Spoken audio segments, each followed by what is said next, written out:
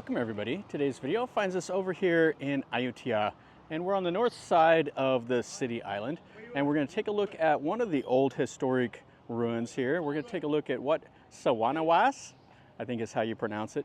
This is a temple that was probably built middle to late Ayutthaya. They don't really know because all the records were destroyed and stuff like that. But this was an area that they sold coconuts and I think lead over here. It had like talking about the Ma Prang, and it also had the elephant stables that were here. So they think probably that this was like a family temple for one of the people in the Malut Bureau, like one of the head officials. So anyway, we're gonna walk through here. There's not a whole lot to see. It's a small temple, but we'll still enjoy it today.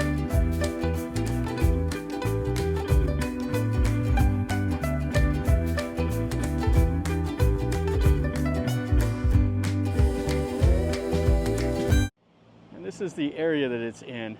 This is the outer loop road, and this crosses the Lopburi River that's just on the other side of the 7-Eleven. That temple right there is on the other side off of the island. And then the temple grounds is right here. There's not a whole lot to see. A couple of cool chedis, some bell towers, and an armless Buddha. And then over here is a really important temple from back in the Ayutthaya era, Wat Racha Praditsathan. But anyway, this is the temple grounds right here. There's not a whole lot left of the temple. The perimeter wall, all of that stuff has been destroyed or dismantled to make room for all the walls. So we have some of the little auxiliary chedis here.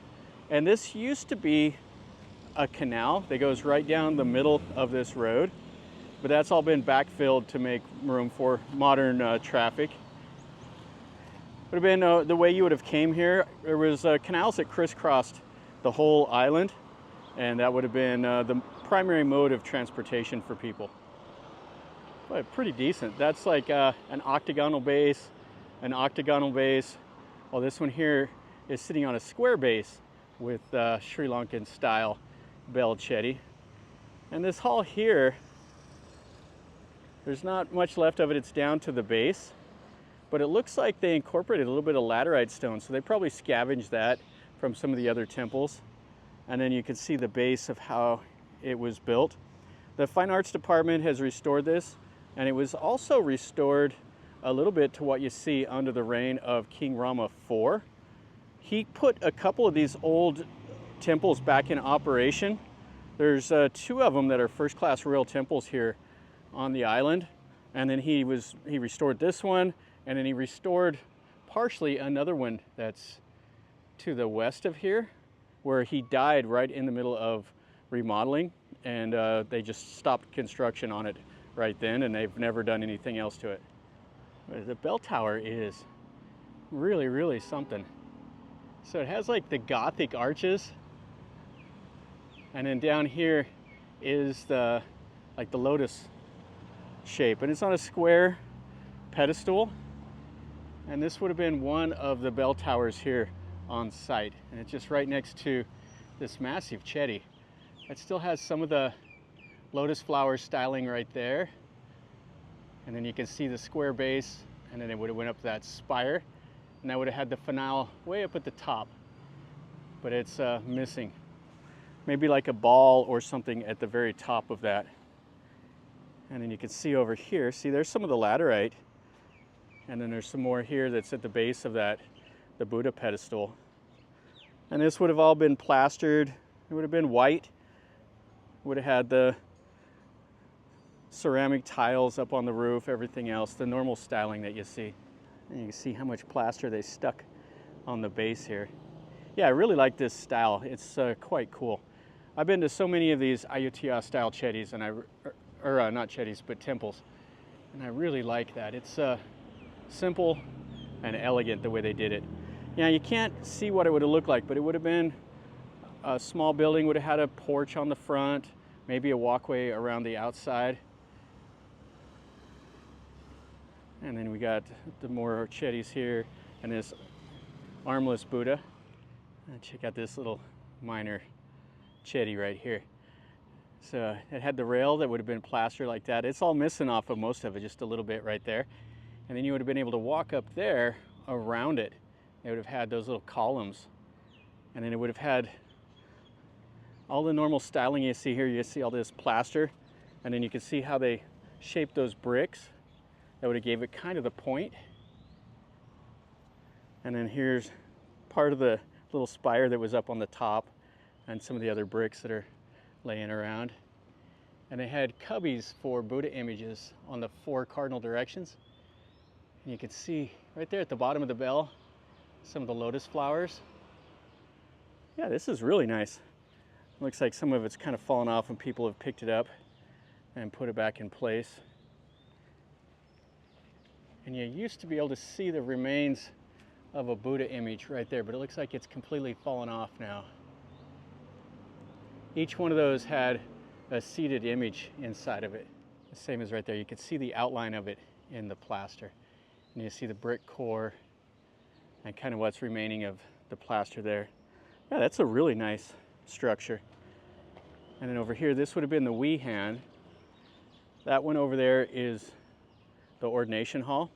So the traditional styling of it would have had the ordination hall and the Wei hand with a chedi in between. This one here is a little bit different configuration because it has so many different chedis. It has a small one in between it, then it has 2 large ones and a small one here. But it would have still been balanced. Oh, this one's really cool up top there. There's a pigeon way up at the top. Yeah, it would have still given it the balance, and then the monk quarters would have been over here on the south of it. And then you have another chedi here. Yeah, there's tons of chedis on this site. Then right here we have the legs. You can see the feet of a sandstone Buddha. And then this chedi here is octagon, has the 3 tiers, goes up to the bell. And it has the 3 tiers here at the base also. And then this Wei hand, same, has a little bit of plaster on it. And then this hall just has 1 wall on the east side. The other 3 walls are completely gone. You can see the support columns that were right here in the middle. Yeah, that's a pretty cool view. So this would have been a huge window, and you would have been able to see the image right there from the canal, and then the chedi would have been behind it. And what I was saying, there just isn't much room of the temple anymore. This is right outside of that hall, and there's the road. And then yet another chedi. There's a pigeon way up at the top of it also. And then it looks like it had the relic chamber right here on the east side, and another big chunk of laterite. The Ayutthaya, they used brick, but they would have scavenged them probably from other ruins in the area. There's not a whole lot to see inside of that relic chamber. There was the Dawadi that were here, and then a Khmer outpost was off the island this way over here. And they used primarily the laterite, but they also used brick in those settlements. So here's the top of the spire, and then we have another little minor chedi that's in pretty bad shape right there. You can see how the brick have weathered, and the mortar is still standing tough. The mortar is stronger than the brick. All right, let's look at this Buddha right here really quick.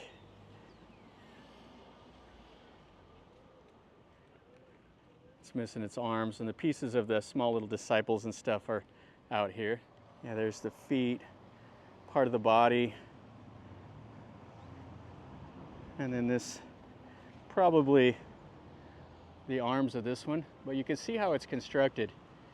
It's got a brick core, and then they put the plaster on the outside, and then they put holes right there, and they could have tied it together with wood or iron. Looks like they did something right there. There's some bands that were probably holding it together.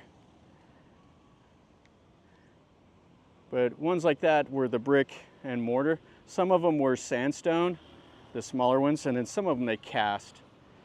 Just depend on probably how much money the temple had and stuff. Yeah, this is the part of the Buddha. So that's the arms right there, and then the head would have been up here. And looters came here. They used to have the policy or the practice where they would put precious jewels or gold in the head.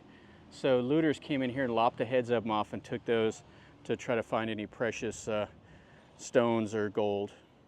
Kind of interesting to make it out of brick and to do all that plaster. So you can see the eyes were downcast, has its robe on and everything else. Yeah, this would have been probably a nice little temple here. And the mahouts were the ones that rode the elephants. They were the guys that trained them and used them for fighting and everything else. They used the mahouts to for construction, moving logs, stones, all of that stuff. Elephants used to be so important, especially for the people in this region. They could do a lot of the heavy lifting that people couldn't do.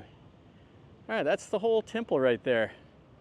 Just a small little place with a little bit of a wall and all these chedis.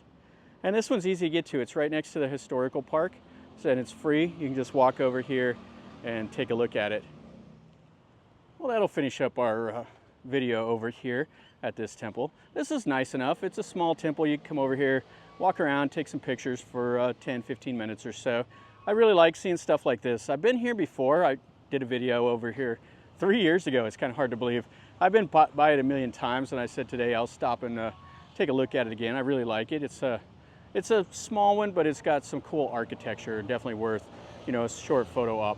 So hope you enjoyed this video. If you did, smash the like button. If you're new to the channel, subscribe, and you get to see more stuff like this. And leave me a comment. If you know more about this temple than I do, tell me in a comment down below. I would like to read about it. There's not a whole lot written online, and I'll put the best description I can down below. And until next time, from over here in Ayutthaya, remember, life is a journey. So until next time, enjoy.